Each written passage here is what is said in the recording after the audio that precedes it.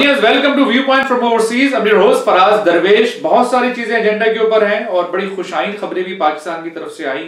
उम्मीद है कि सारी की सारी खबरें तवातुर से आती रहें आने वाले मुस्तकबिल में भी।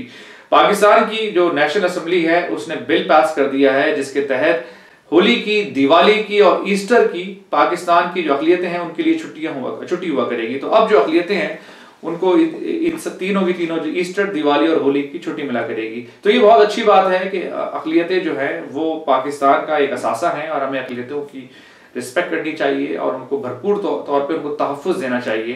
तो ये बहुत अच्छी बात है। उसके बाद पंजाब असेंबली ने जो वुमेन प्रोटेक्शन बिल पास किया था उसके हवाले से जमात इस्लामी, मौलाना फजलुर रहमान की JUIF और दीगर जो दीनी जमातें हैं वो अब उसकी अपोजिशन कर रही हैं और कह रहे हैं करारदाद लेकर आएंगे और जो है मियां नवाज शरीफ की अपोजिशन हो रही है इस मामले में। देखते हैं कि बाकी जो जमातें हैं, पीपल्स पार्टी, PTI, वो कहां खड़ी होती हैं। PTI के हवाले से ज्यादा कंसर्न है क्योंकि पीपल्स पार्टी का तो हमें मालूम है कि वो इस बिल पे साथ खड़ी है PMLN के। तो देखते हैं कि इसका क्या आगे नतीजा निकलेगा कि मौलवी हजरात जो है वो किस तरह मियां साहब खुश करेंगे।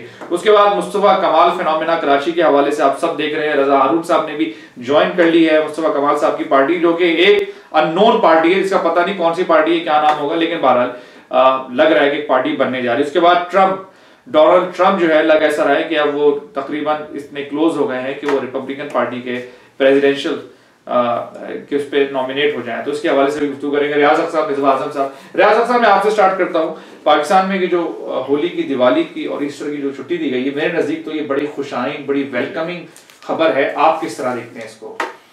जी, तो ये जाहिर है कि अब पाकिस्तान में इस बात का रिकग्निशन हो चला है कि उनको माइनॉरिटी राइट्स को एक्नॉलेज करने की ज़रूरत है और माइनॉरिटीज़ के लिए वो इक़दाम करने की ज़रूरत है कि जिससे वो फुल सिटीजन्स अपने आप को महसूस करें मुल्क का। तो उसमें कई चीज़ें हुई हैं। ये जो लेटेस्ट है वो ये है कि ये जो मेजर हॉलीडेज़ हैं ये मनाई जाएंगी नेशनल लेवल पर और ये पार्लियामेंट ने ऑलरेडी बिल पास कर दिया इस सिलसिले में। इसके अलावा दूसरी खबर जो है कुछ अर्सा पहले आई थी वो ये थी कि जो करिकुलम कमेटीज़ हैं और टेक्स्ट बुक बोर्ड्स हैं उसमें उन्होंने माइनॉरिटीज़ के रिप्रेजेंटेटिव क्रिश्चियंस और हिंदूज़ को शामिल कर लिया है। अच्छा। ताकि उनका वो जो डेवलपमेंट हो बुक्स वगैरह का उसमें उनका इनपुट हो, मतलब हिंदू और माइनॉरिटीज़ की जो उनकी रिप्रेजेंटेशन हो, उनके बारे में बात की जाए उन्होंने क्या क्या कॉन्ट्रीब्यूशंस किए हैं पाकिस्तान में। और असल में अभी थोड़े दिन पहले एक बड़ी अच्छी एक इंटरेस्टिंग रिपोर्ट आई थी Pew Research की, जिसमें उनका ये कहना था कि पाकिस्तान में जो इस वक्त फास्टेस्ट ग्रोइंग रिलीजन है वो हिंदुइज्म है, नॉट इस्लाम। क्योंकि हो ये रहा है कि जो वहाँ की हिंदू पॉपुलेशन है उसका जो बर्थ रेट है वो मुस्लिम पॉपुलेशन के मुकाबले में ज़्यादा है। इस वक्त जो मुस्लिम्स की जो वहाँ टोटल फर्टिलिटी रेट है वो इट्स 103 और जो हिंदूज का है इट इज़ over 3 now। ठीक। अच्छा, एक और बात मैंने देखी, जब हम डेटा देखा मैंने जो सेंसस का, तो उसमें मुझे ये नज़र आया कि 1941 का जो सेंसस हुआ था जिसमें जो पाकिस्तान के जो इलाके इस वक्त पाकिस्तान में हैं उसमें पॉपुलेशन, हिंदू पॉपुलेशन थी तकरीबन 14%। उसके बाद जब 1951 में सेंसस हुआ तो वो ड्रॉप होके 1.3% रह गई थी हिंदू पॉपुलेशन। तो ये जो फर्क हुआ ये basically most of it happened around the time of partition 1947 में, जबकि दोनों डायरेक्शन से मूवमेंट हुई, वहां से मुसलमान आए, यहाँ से हिंदू गए। उसके बाद से जो है population, Hindu population gradually Pakistan में ग्रो हो रही है। ठीक है। यानी 1951 में 1.3% थी, 61 में फिर 1.4% हुई, फिर 1.5, अब लेटेस्ट फिगर्स ये कि इट्स अराउंड 1.9%। मैं एक और चीज आपसे तो ये जो है ये कहना कि पाकिस्तान में हिंदू जो है वो डिक्लाइन हो रहे हैं, ये बात गलत है। हकीकत ये है कि Hindu population is growing, it is thriving इन पाकिस्तान। अच्छा, एक और भी चीज यहाँ पर मेंशन करना जरूरी है कि ऑडियंस की जो बिल जो हॉलीडेज का जो पास किया, मिनॉरिटीज की हॉलीडेज, ये पास भी जो PMLN नून लीग के बल्कि राइट विंग पार्टी समझी जाती है, राइट विंग के पार्टी उसने किया है, सेंटर राइट पार्टी। और ना सिर्फ ये, उसके जो मिनिस्टर ऑफ मिनॉरिटीज हैं जिनका नाम है रमेश, वो खुद एक हिंदू है, उन्होंने ये बिल प्रेजेंट किया और उनके जरिए से। लेकिन रियाज साहब, मैं आपसे पूछना चाहूंगा, आपने कहा कि वो करिकुलम रिवाइज हो रहा है, तो क्या हुआ करिकुलम में? क्या जो हिंदू हिस्ट्री है वो देवदास की, और मुझे तमाम तफसीलात तो नहीं मालूम उसकी, लेकिन ये मुझे मालूम है कि उसमें वो जो हिंदूज की जो हिस्ट्री है और जो कंट्रीब्यूशन है पाकिस्तान में उसको एक्नॉलेज किया जाए। वैसे भी ये असल में लोग कहते हैं कि पाकिस्तान में हिंदुओं के बारे में नहीं पढ़ाते, हिंदू सिविलाइजेशन, ये बात सही नहीं है। ये बचपन से मैंने खुद पढ़ा है, वहाँ पर मोहनजोदारो के बारे में हमेशा बात करते हैं, इंडस वैली सिविलाइजेशन की, टैक्सेला की, गंधारा की, ये सब चीजें हमने पढ़ी हैं। तो ये कहना कि उसको इग्नोर किया जाता है, ये बात ठीक नहीं है। लेकिन वो बात सही, लेकिन स्ट्रीट कोड भी आर्ग्यूड द अदर वे कि बहुत सारी ऐसी चीजें हमारे करिकुलम में मौजूद हैं जो कि एंटी हिंदू या एंटी इंडिया प्रूफ की जा सकती हैं। हाँ, तो उसको उसके रिफॉर्म की जरूरत है। इसके ये जो इन्होंने स्टेप लिया है, होपफुली कि this will help relieve some of those issues. हां, ठीक है मिस्टर आजम साहब। First of all I must say only Nixon could go to China. I mean ये आपने जो कहा ना कि सेंटर राइट वाले, लेफ्ट वाले नहीं कर सकते ये काम। अच्छा, क्योंकि ये लोग जो होते हैं, ये लोग करीब होते हैं। तो बिल्कुल से मतलब है कि मोदी साहब ही पाकिस्तान और हिंदुस्तान की दोस्ती करा सकते हैं। नहीं, बिल्कुल सही बात है। वाजपेयी साहब ने बहुत वो किया, हेडवेज की, फिर जो कांग्रेस के तो हमारे जो हमारे जो इंडियन देखने वाले दोस्त हैं उनको भी ये पैगाम है कि अगर पाकिस्तान हिंदुस्तान की दोस्ती हो सकती है तो वो मोदी साहब के ही दौर में हो सकती है, मोदी साहब के दौर में या कोई बीजेपी के दौर में। और ऐसा हुआ कि आप देख लीजिए डॉक्टर मनमोहन सिंह साहब तो डरते रहे, वो तो पाकिस्तान आ नहीं पाए, फिर फौरन इल्जाम लगता है ना कि ये आजादी का इल्जाम लग जाता है, ये वो हो गए। तो इस वजह से ये तो है, पहली बात तो ये। दूसरी चीज, रियाज साहब सही फरमा रहे हैं कि पढ़ाया जाता कोर्सेज में था। मुझे याद है 5वीं 6वीं में हम लोग पढ़ते थे अशोक के बारे में और इन सारे, और बुद्धा के बारे में, और मतलब बहुत सारी, चंद्रगुप्त मौर्य। लेकिन कहा ही जा रहा है अब वो सब चीजें ग्रेजुअली निकाल दी। मोहनजोदारो का जिक्र है, इंडस वैली सिविलाइजेशन का जिक्र है, लेकिन उससे नहीं है। अब जो है बहुत ज्यादा और ऐसा हेट लिटरेचर पाकिस्तान ने इनको प्रिजर्व किया हुआ है। यानी वहाँ बाकायदा ट्रिप्स होते हैं, बच्चे लेके जाते हैं, फील्ड ट्रिप्स होते हैं। अब गंधारा की सिविलाइजेशन जो है, अगर आप जाएं, टैक्सेला का म्यूजियम है, उसमें you see everything. No, but Taxila museum अभी मैंने जाके देखा तो बिल्कुल खाली हो गया अंदर से। और जो ये सारी जो सिरकप वगैरह की यूनिवर्सिटीज वगैरह हैं, वहाँ पर कोई, जैसे पहले हम लोग जब छोटे थे, जब जाते थे तो वो लगता था कि यार किसी तो स्टूपास वहाँ भी मौजूद हैं, स्टूपास वगैरह तो मौजूद हैं, उन्होंने चोरी बहुत सा कर लिया, वो तो मसला है, करप्शन हो तो ये चीज़ होती है। लेकिन ये बात है कि वहाँ पर पढ़ाया जाता है, बल्कि लोग जाते हैं। मसलन बहुत से मुल्कों में तो आपको पता है ना कि पुराने जो ये चीजें हैं इनको वो डिस्ट्रॉय कर देते हैं। हमारे यहाँ किसी ने डिस्ट्रॉय बाकायदा इंटेंशनली नहीं किया, हो सकता है कि नेग्लेक्ट की वजह से नुकसान हुआ हो चीज। नहीं, आई एग्री। तो ये है कि अब जो है वी आर एक तरह से going back to our real roots के भाई, जहाँ से भाई हम लोगों की जो हिस्ट्री है वो तो शुरू वहीं से होती है ना, चंद्रगुप्त मौर्य, और ये सब हमारी हिस्ट्री का पार्ट है।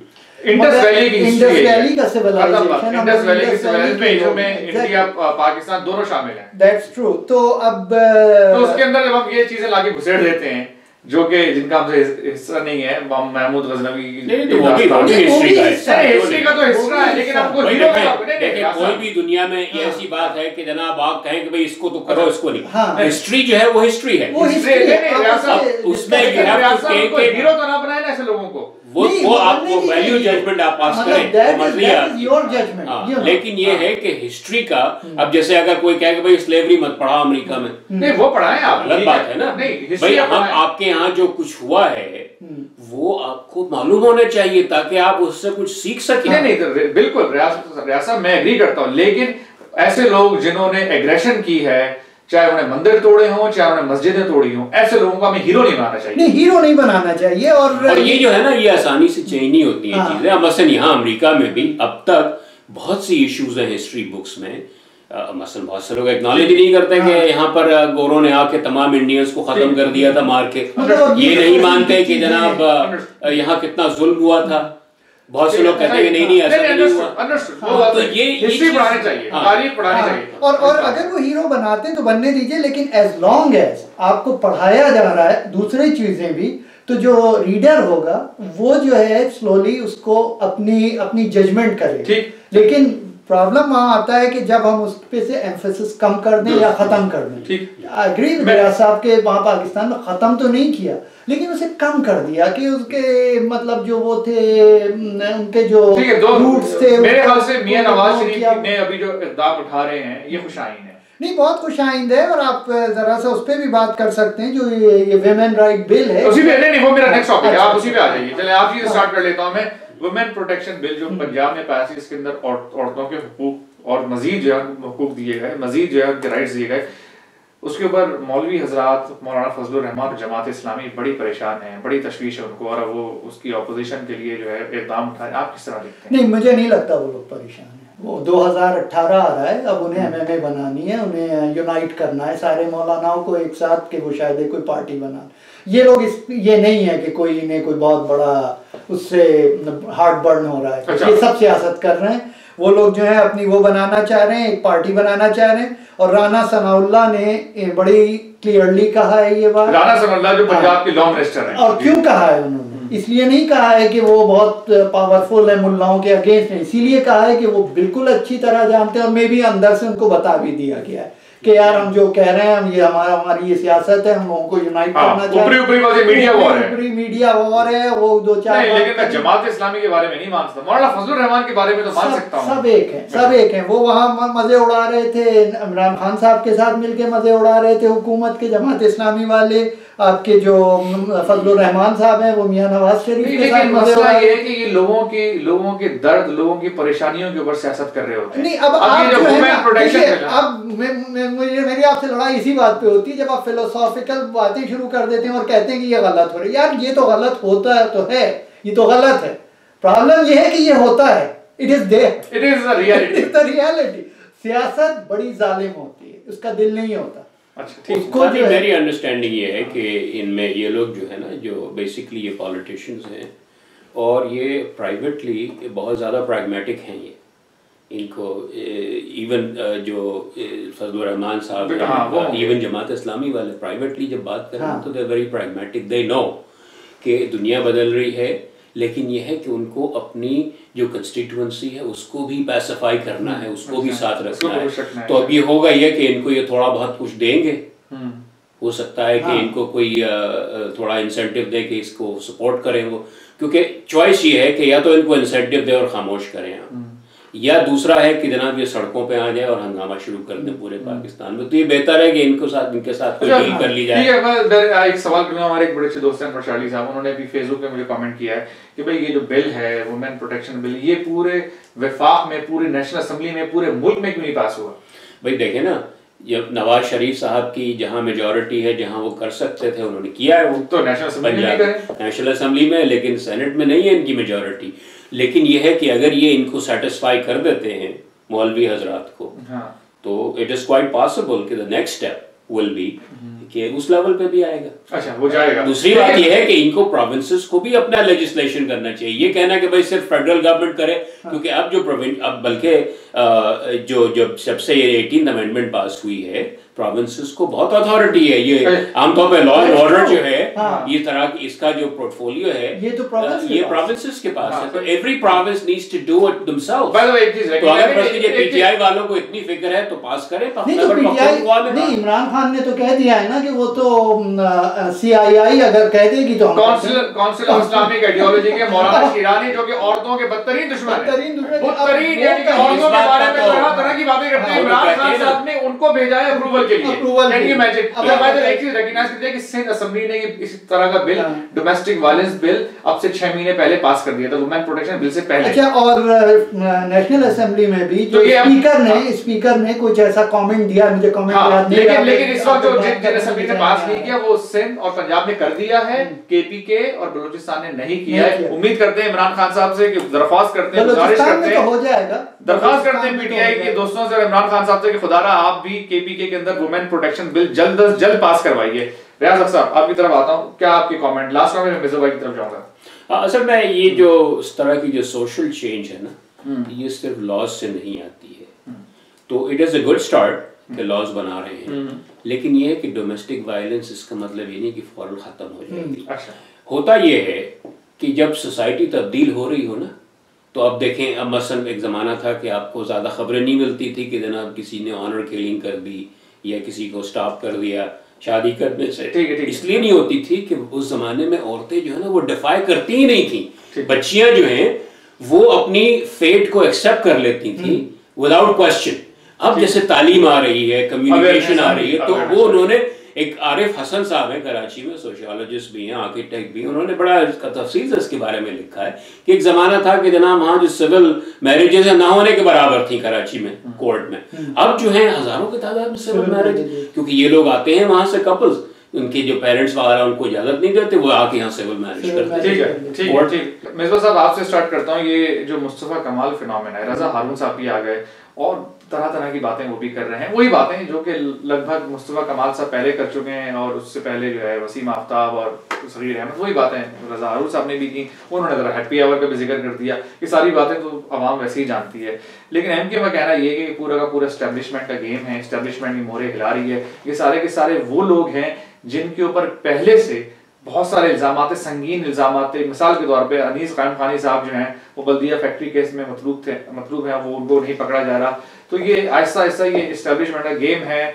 और तो इस पे जरा बताइए आप क्या देखते हैं? देखिए, एस्टेब्लिशमेंट का गेम अगर नहीं है तो किसका गेम है? मतलब ये किसी का तो हो। ये तो पाकिस्तान की सियासत जो हम लोग बचपन से देखते आ रहे हैं, वहाँ ये हो नहीं सकता कि हम और आप में से कोई एक उठे। चलिए हम लोग तो बहुत छोटे लोग हैं, कोई भी किसी पार्टी का लीडर उठे और अपनी पार्टी बना ले और उसके साथ लोग भी ज्वाइन करने लगे, मतलब कहीं ना कहीं से पुश जरूर होता है। एक बात तो ये होगी। दूसरी बात ये है कि जो ये मुस्तफ़ा कमाल साहब हैं, ये मेरी पर्सनल एनालिसिस है, आप you both can disagree with it.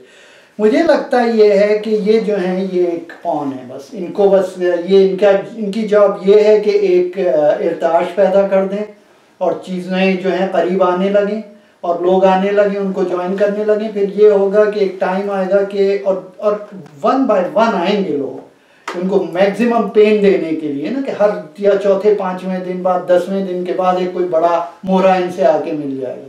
और जब उनके पास काफ़ी लोग आ जाएंगे, काफ़ी टफ लोग आ जाएंगे, तब ये जो है मुस्तफ़ा कमाल साहब शायद इतने लो वेट है, हैवी वेट है। मतलब रजा हारून साहब ज्यादा बड़े हैवी वेट है उनके मुकाबले में, ठीक। अनीस कायम खानी ज्यादा बड़े हैवी वेट है। उसके बाद अगर फर्स्ट करें डॉक्टर अरशदुल इबाद आ गए तो मुस्तफा कमाल तो कुछ भी नहीं है ऐसे। और हमारे दोस्त और मुस्तफा कमाल जो है वैसे भी बड़े शॉर्ट टेम्पर्ड आदमी है, कभी सहाफियों से लड़ रहे हैं, उनकी पुरानी वीडियोस अस्पताल में लड़ रहे हैं। अभी खवातीन सहाफी से बदतमीजी अभी कर दी। हाँ नहीं, सहाफी से तो चलिए आपका एक पर्सनल लड़ाई झगड़ा होता है, आपने एक खवातीन अस्पताल में उनसे बदतमीजी कर दी। मतलब यार he is not the best man of that, he could be a pawn. और जो एमकेएम की जो एक उनके ऊपर इल्जाम है कि भाई इनको तो हमारी बैकिंग थी और परवेज मुशर्रफ साहब का पैसा था और जो है उससे इन्होंने काम किया, तो ये तो more like an tactical execution करने वाले। मतलब काम तो उन्होंने किया, मतलब जो भी वजह हो, मतलब ये तो ठीक है, चलिए सही, लेकिन लीडरशिप क्वालिटी से गलत होती है। नहीं, लीडरशिप क्वालिटी मुझे नहीं पता कि उनके अंदर कोई इतनी हाई लीडरशिप क्वालिटी। लेकिन आपको लग रहा है कि अब जो बातें हो रही हैं कि अब जो है इशरतुल इबाद साहब आएंगे, वो है असली पीछे इन सब चीजों के। अब देखिए कि मतलब इशरतुल इबाद साहब के रिलेशन तो कहा जा रहा है कि एमके जो अल्ताफ हुसैन साहब हैं उनकी तबीयत ऐसी नहीं है कि वो अल्लाह को प्यारे हो जाए, वो सही है, मतलब तबीयत खराब है जो लोगों की होती है, ऐसे इश्यूज नहीं है। का मसला है उनके साथ, उनके लीवर का प्रॉब्लम है, मतलब ऐसा नहीं है शायद कि भाई गोइंग। तो आपका कहना क्या है, ये मुस्तफा कमाल फेज आउट हो जाएंगे और ये पार्टी बनेगी? अच्छा, पार्टी में ये भी कह रहे हैं पंजाब से भी बहुत बड़ा नाम पीटीआई छोड़ के शामिल होने वाला है। हमारे दोस्त अमीर अब्बास ने अपने शो में पिछले हफ्ते ये बात कही कि कुछ सुन रहे हैं कि पंजाब का बड़ा नाम, और उसमें ये भी आ रहा है कि पीटीआई से शूट कराएगा। पीटीआई से, उन्होंने एग्जैक्ट पीटीआई कह के। रियाज साहब आपने सुनी बातें, आप क्या रद्द-ए-अमल है आपका? असल में पहली बात तो ये है कि एमक्यूएम का ऐसा है कि जब तक वो इनके साथ कोई हो तो जब तक तो उसकी बड़ी तारीफें होती हैं। एक ज़माना था कि जनाब ये मुस्तफा कमाल को बहुत हीरो बना के पेश किया जाता था कि क्या लीडरशिप है इनकी, देखें इनकी लीडरशिप में क्या हमने कराची को कर दिया। बड़े सारे जनाब उसमें शोज़ आते थे और पोस्टिंग्स होती थी, इधर उधर तस्वीरें बनाई जाती थी उसकी, और अब जनाब वो एकदम विलन बन गए। तो होता ये है कि बजाय इसके कि जो वो इल्ज़ामात लगा रहे हैं उनका जवाब दिया जाए, क्योंकि उसका जवाब नहीं है उनके पास। उनकी जात कहते हैं कि उनकी जात पे हमला करो कि यार ये तो उनको डिस्क्रेडिट करने की कोशिश यार आपने पहले क्यों नहीं बताया? तो गेम ये हो रहा है लेकिन ये है कि मैं देख रहा हूँ कि ये जो बैंड वैगन है ना, ये चल पड़ी है। बैंड वैगन का मतलब ये है कि चंद लोग पहले सवार होते हैं और फिर उसके बाद जब जरा चल पड़े तेजी से वो, तो फिर बहुत सारे और जो मुंतजिर हैं उसमें सफर करने के, वो भी उसको जंप कर जाते, उसके ऊपर आके राइड पे ले लेते हैं। तो अब ये मुस्तफा कमाल नहीं है एक तरह से, जिसका है बारिश का पहला खतरा है ये, ठीक है, और उसके बाद जो है ये बहुत तेजी से बरसेगी बारिश। ऑलरेडी बड़े बड़े नाम जो हैं आ रहे हैं कि जनाब ये पाकिस्तान से एकदम गायब हो गए हैं। खुशबख्त आलिया के बारे में कहा, खुशबख्त शुजात, फैसल सब्जवारी, तो बहुत सारे जो बड़े बड़े नाम हैं, क्योंकि वरना होता ये था कि जब तक ये इनके साथ थे तो जैसे ही कोई हमला करे अल्ताफ हुसैन पे, ये सब के सब उसके ऊपर पिल पड़ते थे। लेकिन अब इस वक्त ये मिसिंग, इस वक्त जो टॉप लीडर्स में सिर्फ बेचारा एक फारूक सत्तार है, गरीब रह गया है।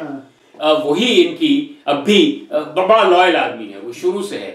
वो कहते ही हैं कि जब इनकी जो ये बनी थी, ये जो असासी जूनियर फाउंडिंग फादर की, हाँ, तो असासी जो इनकी मीटिंग हुई थी, जो फाउंडेशन कमेटी बनी थी, उसमें एक तस्वीर है जिसमें सिर्फ बेचारे ये बचे हैं या अल्ताफ हुसैन, बाकी सब जो हैं कहीं कहीं मार दिए गए, कहीं गायब हो गए।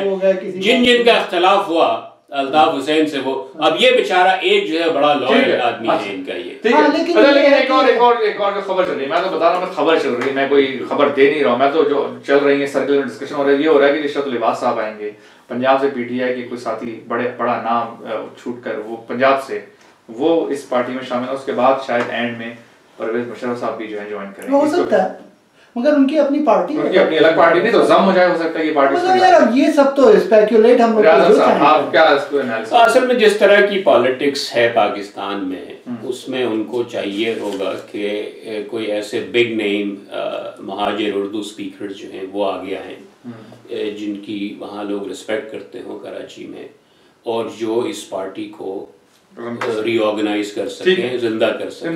क्योंकि अगर ये बाहर से कोई लीडरशिप ला के इम्पोज करेंगे, अगर ये कोशिश करें कि जनाब पीटीआई को यहाँ की लीडरशिप दे दें, जमात इस्लामी, वो नहीं होगा। वो ट्राई कर लिया, that is not going to work. तो द ओनली सॉल्यूशन इज कि ऐसे को लाएं कि जिस पे लोगों को एतमाद हो। तो फिर तो रियाज साहब आप जो कह रहे हैं कि इस पार्टी के बनने का नुकसान सिर्फ एमकेएम को नहीं होगा, फिर तो इस पार्टी के बनने का नुकसान खुद पीटीआई को भी होगा, जमात इस्लामी को भी होगा। नहीं, नुकसान तो मसला नहीं है असल में, नुकसान तो जब होना कि जब उनको कुछ मिलने का इम्कान हो। अब ये ऐसे दूर से बैठे हुए इंतजार में कि यार बस ये जाए तो हम, अरे भाई ऐसे थोड़ी होता है कोई, आपको वहाँ के लोगों की रिस्पेक्ट अर्न करनी होती है। अब मुस्तफा कमाल जो है, इसने कराची की खिदमत की, मतलब आप जो भी कहें, मुस्तफा कमाल को आप कहें कि भाई बिल्कुल बच्चा है, लड़ पड़ता है, जज्बाती है, ये सब कुछ हो सकता है ठीक हो, लेकिन उसकी खिदमत है कराची के लिए। तो आप ये बात, इशरत उल इबाद की बड़ी खिदमत है कराची के लिए। इशरत उल इबाद जो है ना, बहुत ही क्वाइट आदमी है, बिहाइंड द सीन्स वो बहुत कुछ करते हैं, ठीक है, सही, जिनको जो सबके सामने भी नहीं आता। ठीक है, सही। तो मैं नया टॉपिक, दूसरा टॉपिक जो है आखिरी टॉपिक, ट्रम्प, डोनाल्ड ट्रम्प साहब क्या नजर आ रहा है, रिपब्लिकन के नुमाइंदा बन जाएंगे, प्रेसिडेंशियल कैंडिडेट बन जाएंगे, और उसके साथ साथ क्या अब क्या होगा कि रिपब्लिकन पार्टी अब कोशिश करेगी उनको रोकने की, क्योंकि अब तो लग रहा है रिपब्लिकन पार्टी के बस से निकलता जा रहा है मामला बाहर। नहीं, सबसे पहले ये कहना कि वो बस अब बन गए हैं और बिल्कुल श्योर है, ये पॉसिबल, ये यू डोंट नो, क्योंकि 11 में से 3 स्टेट्स अभी हो चुकी हैं जो कि विनर टेक ऑल है स्टेट्स हैं, जिसमें से वो एक स्टेट हार गए ऑलरेडी, तो 2 जीते हैं, अभी 8 स्टेट्स और रहती हैं। उसके अलावा जो है वो सारा प्रोपोर्शनल रिप्रेजेंटेशन है। प्रोपोर्शनल रिप्रेजेंटेशन, अभी उनके पास जो टोटल डेलीगेट्स आए 673 आए हैं, उन्हें चाहिए 1237, तो ही स्टिल फास्ट। तो अब रिपब्लिकन ये, अच्छा दूसरी चीज एक और बड़ी इंटरेस्टिंग चल रही है कि देयर इज अ चांस कि मिट रोमनी या कोई भी रिपब्लिकन पार्टी उनको एक थर्ड पार्टी की तरह से लॉन्च करेंगे। कि एक ये इशू हो रहा है कि जो कि एजुकेटेड रिपब्लिकन्स हैं, रिपब्लिकन पार्टी ये नहीं चाहती कि अगर तो ये जीत जाते हैं ट्रम्प, सपोज नॉमिनेशन इन्हें मिल जाता है, तब जो वहाँ की जो एजुकेटेड क्लास है, एजुकेटेड पार्टी है जो इन्हें नहीं पसंद करती, वो उनको जाके वोट देना पड़े उन्हें कि भाई वो हिलरी को या सैंडर्स को ना देना चाहे, तो वो ये करेंगे कि एक इंडिपेंडेंट खड़ा करेंगे, मतलब वो, और रिपब्लिकन से कहेंगे इसे सपोर्ट करो, उससे जो है फर्क बहुत पड़ जाएगा। लेकिन ये है कि थर्ड फोर्स एंटर करवाएंगे। थर्ड फोर्स होगी तो मोस्ट प्रॉब्ली मिट रॉम्नी, ये मेरी अंदर, या एक नेब्रास्का के एक सेनेटर हैं, सेनेटर सैस, यंग आदमी है, इन दोनों में से किसी एक को ये लोग कल उनकी, लेकिन डेमोक्रेटिक पार्टी को तो डेमोक्रेट्स को तो फायदा होगा, डेमोक्रेट को तो फायदा होगा। और आई थिंक कि रियाज साहब ने पिछली दफा ये पॉइंट उठाया था, अगर आप तो नहीं थे, तो वो ये कि there is a very good chance कि Republican they would let it go, कि यार they would let Democrat election go, या सिचुएशन खराब है वहां। यानी वो कहा जा रहा है आजकल कि अगर इन्होंने ट्रम्प के तकरीबन आधे से करीब डेलीगेट्स हो गए और उसको नॉमिनेशन नहीं दिया, तो it will be a disaster for the Republican party. लेकिन अगर ट्रम्प को इन्होंने प्रेसिडेंट के लिए लड़ने दिया और वो जीत गया, तो that will be a disaster for the country. तो ये बड़ा डिफिकल्ट चॉइस है रिपब्लिकन्स के लिए कि they may have to sacrifice their party in this election to win, to basically maintain, to have a hope for the future. वरना अब ये मसला ये है ना कि अब जैसे to let Democrats win, हाँ, जो स्टॉप ट्रम्प कैंपेन चल रही है इस वक्त, स्टॉप ट्रम्प कैंपेन, उसमें एक जो ऐड जा रहा है बड़ा रेगुलरली दिखाया जा रहा है, और वो मैं कई बार देख चुका हूँ, हजारों बार दिखाया जा रहा है उसको, वो औरतों के बारे में जो इन्होंने जबान इस्तेमाल की है, derogatory language against women, abusive language, उसको रिपीट कर रहे हैं, बार बार बता रहे हैं कि women vote, they make up half the और भी बहुत सारे वल्गर जबान इस्तेमाल हुई है, तो वल्गर लैंग्वेज बहुत इस्तेमाल की है उनके बारे में, तो वो बता रहे हैं लोगों को, तो कोशिश ये कर रहे हैं कि इनको आधे से कम ही रहे इनके नंबर डाले के। ठीक है, दूसरी बात ये है जो बहुत ही अहम बात है कि अगर फर्ज कीजिए कि इनके बन गए नॉमिनी, तो इनको बड़े हेवी लॉसेस होंगे कांग्रेस में भी, ठीक है, क्योंकि वो औरतें जो नाराज हैं रिपब्लिकन पार्टी से, वो इनके कांग्रेसमैन को भी वोट नहीं देंगी, इनके सेनेटर्स को भी वोट नहीं देंगे, it could be A complete wipe out. बिल्कुल, मैं रैप अप कर रहा हूं, खत्म। बेसबस आपने कुछ कहना है? नहीं, ठीक है, ऑडियंस आपने दोनों हज़रात की गुफ्तगू सुनी, अगले हफ्ते नए टॉपिक के साथ हाजिर होंगे। उम्मीद करते हैं कि अगले हफ्ते तक कोई सानेहा ना पेश आए दुनिया में कहीं भी, अमन और अमान रहे। के साथ ही फराज दरवेश को इजाजत दीजिए, खुदा हाफिज।